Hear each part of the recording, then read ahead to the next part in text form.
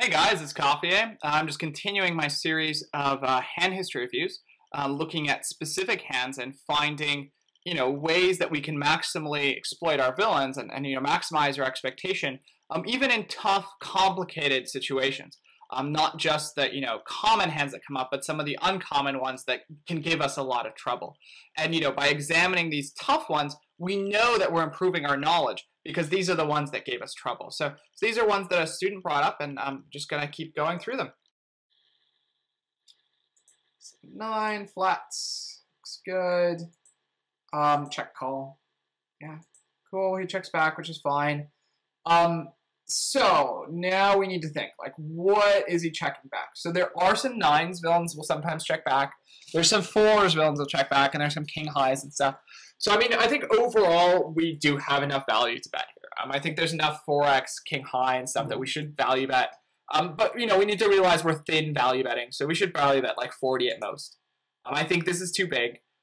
Again, the issue is that I'm worried we start folding out stuff like king high. If we were bluffing, I mean, if we had almost any air, I mean, I would probably want to bluff a decent amount of hands in this kind of spot, especially anything that has like a draw attached to it. I think this is much better for a bluff. But given that we have thin value, we should bet 40. And we could even consider betting some like 35 to really make sure he continues with king high. And, I mean, this is a really gross spot. I mean, there's no sort of way around it when we get raised here. Because we got min raised, I would be flatting. Because we just have enough pot odds, in my opinion. Like, just because of implied odds. Like, I think that when we do hit our 9 or 7, there's a good chance we're getting paid off. And if we're not getting paid off, then villain likely has a weak hand that they're probably giving up on the river. I don't think villains will bluff very much.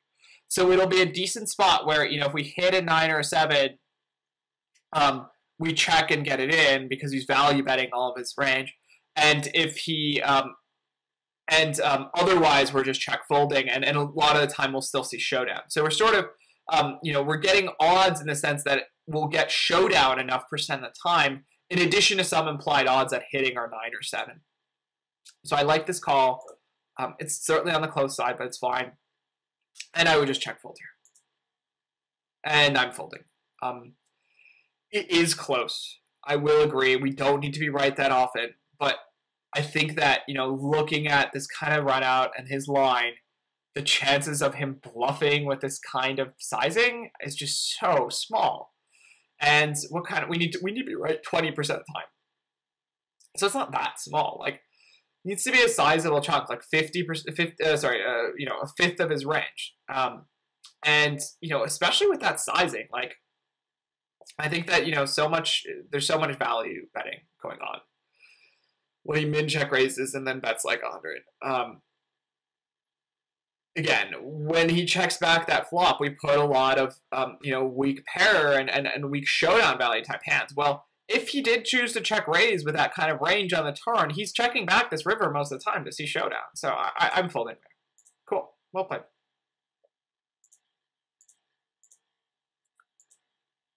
Yep, blump's fine. I like it. Oh, this guy. Okay, so this is a reg. I mean, he's kind of weird playing, but he's solid. Like, he's really solid post. He makes some pretty good plays, so be careful. He also tends to call down pretty light, so I think that might be what's going on here.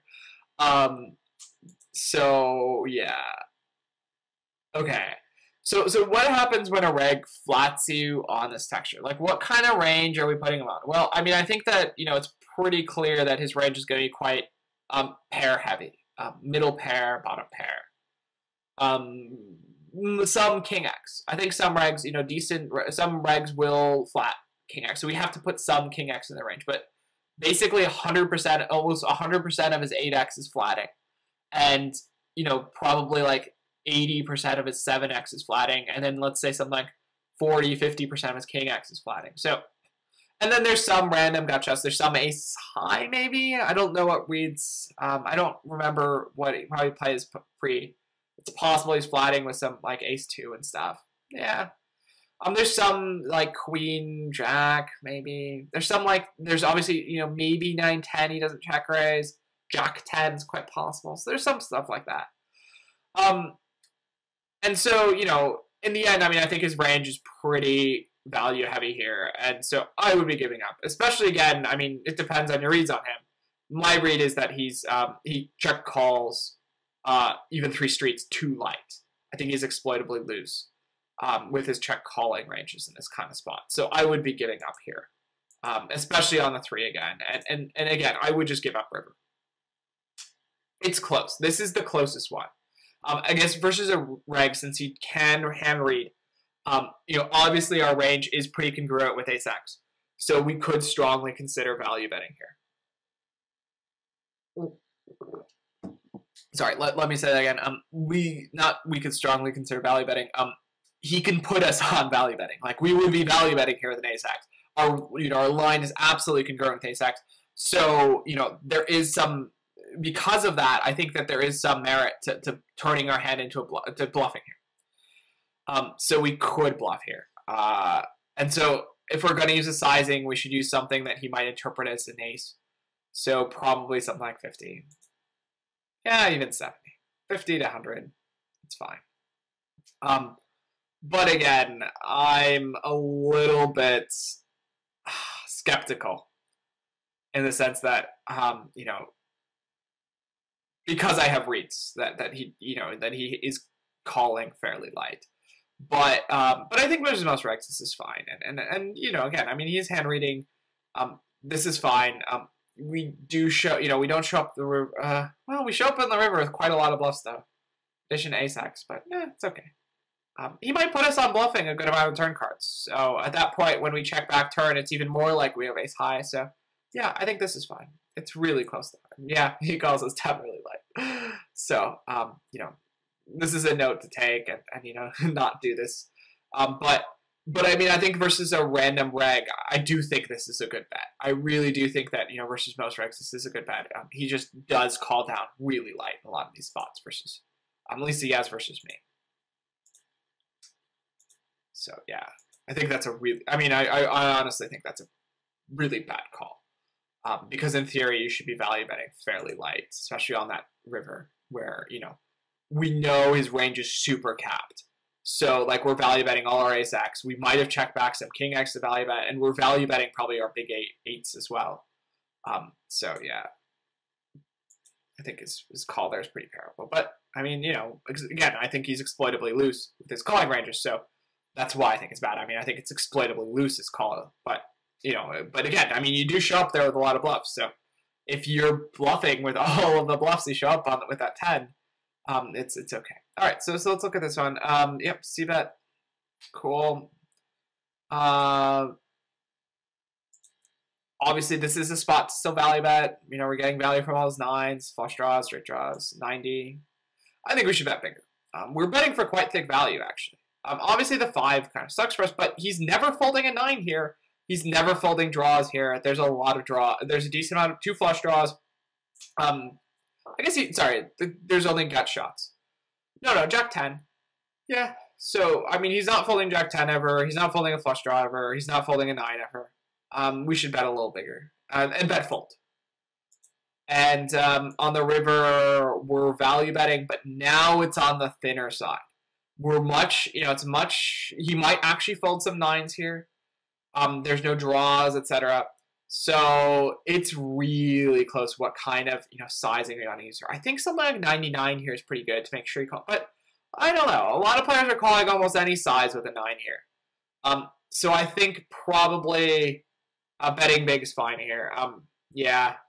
I mean, yeah, villain's calling it off with a 9 often enough. And we also, you know, versus his queens, we chop off enough. So we're not value touting ourselves, except versus queen jack, which likely check raises flop. And some obviously random slow plays. So yeah, bet big here. I would actually pot it, and so bet 300 rather than shoving. Just because I do think fish interpret non-all-in bets differently from all-in bets. And they do sometimes read into pot size bets as being something where you click the button as opposed to picking a size. So, but this is okay. I don't know. It's very close to me between betting something like 99 and potting it. But again, I mean, I think that fish will call often enough with a 9 on this kind of turn. On this kind of even on this run out, sorry, that we should be betting bigger. Yeah. So yeah, I think we should be betting bigger. Again, that was my first instinct, but when we look at the board, it's actually not that thin of a value bet. His range is really, really capped towards 9x, and weak queens, which we, which if he folds suddenly, that's not a big deal. But I mean, he's calling no matter what we do. But I really think that he'll still call a big bet. I mean, he's more likely to interpret as bluffing. There's a lot of missed draws on this board too. There's a lot of hands he can interpret it as a bluff.